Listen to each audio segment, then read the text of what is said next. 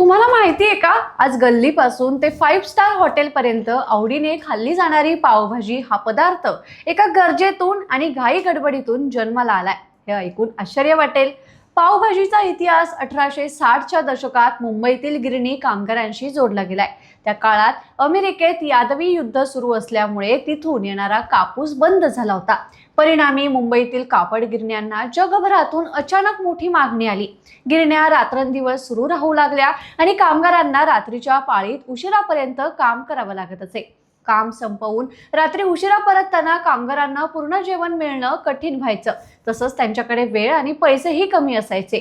यावर तोडगा म्हणून कामगारांसाठी खानावळ चालवणाऱ्यांनी एक भन्नाट युक्ती केली.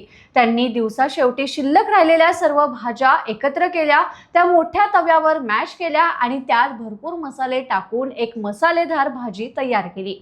ही भाजी चपातीपेक्षा लवकर तयार होणाऱ्या आणि स्वस्त मिळणाऱ्या पाव सोबत खाण्यासाठी दिली गेली. हा झटपट, स्वस्त आणि चविष्ट प्रयोग गिरणी कामगारांना प्रचंड आवडला. पुढे या डिशचं नाव पावभाजी झालं आणि कामगारांचं हे रात्रीचं अन्न आज संपूर्ण जगाचं आवडतं स्ट्रीट फूड बनलं.